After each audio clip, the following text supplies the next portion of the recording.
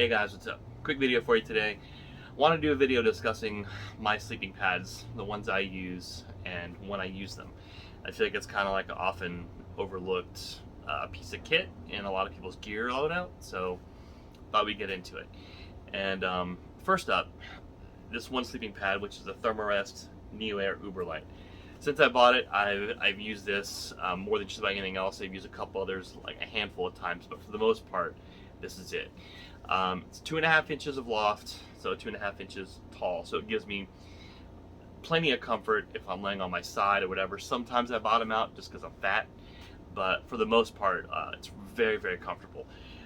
It's long at 77 inches with when I measured it was about 24 inches wide. I can't remember what online what the width is as claimed, but and it's small, as you can see, and on my scale in this with the patch kit, it's right around 12 ounces. So that's why I carry it, mostly because it's comfortable and it's lighter than just about everything else. And yeah, so the R value is only 2. So what does that mean? I'm not going to go into 3 season, 4 season because I'm in Florida. That kind of doesn't really apply to me. My 4th season is summer, where I just die of heat. So for me, I use this, pretty sure I've had it for a year, and I know for a fact I've used it down into 30s, and that's about when I start feeling the cold air come up through it, but still not cold enough to make me uncomfortable at night. But I was feeling a little bit of chill, so maybe I'm a warm sleeper, I don't know. So definitely into the 40s, with also maybe some people being okay into the 30s. So the next one that I use when it is going to be colder, let's say I go to the Smokies or something and I know it's going to be in the 20s or low 30s, or even if I'm just here and I just feel like I might be cold, then I'll switch to Climate Static V, and this is the Recon. I have a few different climate pads, but I mentioned this one specifically. This is the one that I took when I did a bushcraft trip with Brian a few months ago, where I made a raised platform bed that was very spiky and everything. This one is a little bit sturdier material, so I wasn't worried very much about popping it.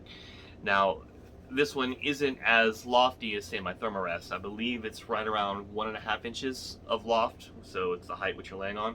So if you're sleeping on your side, you're definitely gonna feel it. So it's about 72 inches long, and I have notes down here in case you're wondering. And when I measure, it's 22.5 inches wide. So I'm a stomach sleeper, so on this I don't necessarily feel the ground, but it's very firm. So, and I actually like that. I feel like it helps my back a little bit.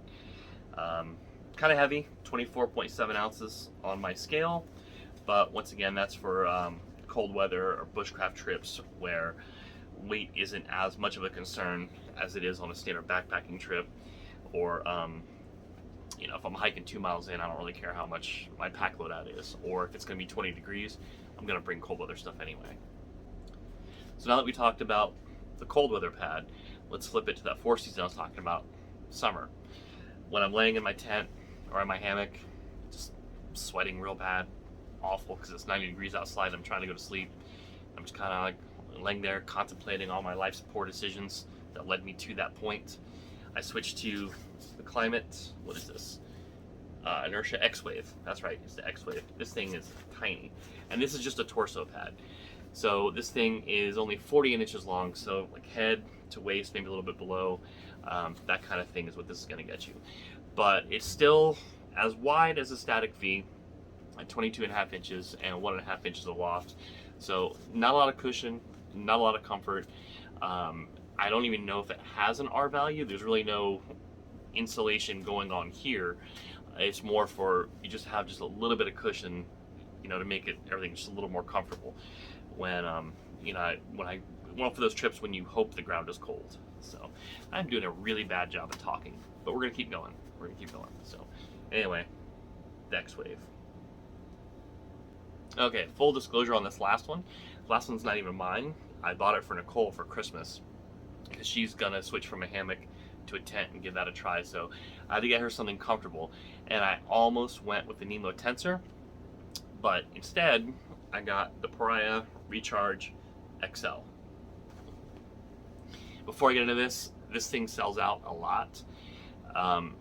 I got it for her, and then I went to check on some specs on it or something a couple days later, last week, a few days, for this video, and it was sold out on Amazon, sold out on their website. You couldn't get it. I did not check today to see if it's back available, but I'm sure it will be at some point. It's just a really popular pad. This thing has an R value of 4.7, so she'll be good no matter how cold it gets. You know, Florida cold. Keep that in mind. And width is about 21 inches, so it's not the widest pad we have, but it's wide enough for her. I think it'd probably be wide enough for me too. I've slept on 20-inch pads, 20-inch width pads, and been fine. But you know, wider the better for me. But this one seems good like that.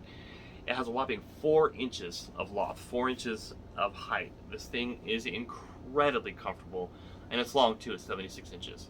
So this thing is better than your bed. I mean, it's she laid down on it twice. She's hoping to do a trip here this weekend to sleep on it for real. But yeah, the Pariah Recharge XL. If you're smaller, they have an ultralight version, but I believe it's smaller loft. And then they have like 4 versions, 3 or 4 versions of this pad.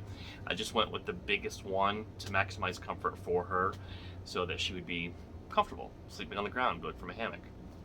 So maybe I'll steal it for a trip and use it. I don't know. Probably not. Probably not. I think I'm fine with my Uberlight, but if you're looking for a pad and you're thinking about a Nemo tensor, or you're thinking about Thermarest, but you don't quite have money for those, consider this. I checked today and it was $89 is I believe what I paid for it, and it's worth every penny. This thing is amazing.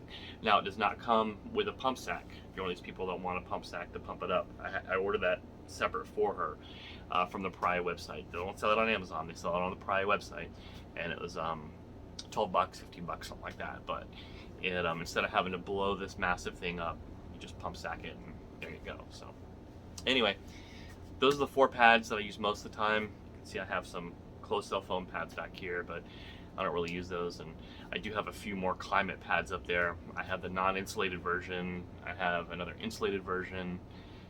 Maybe that's it. Maybe that's all I got up there. But sleeping pads, I like them. I don't know. So anyway, I hope this video helped you out. And if you have any questions, feel free to leave me a comment.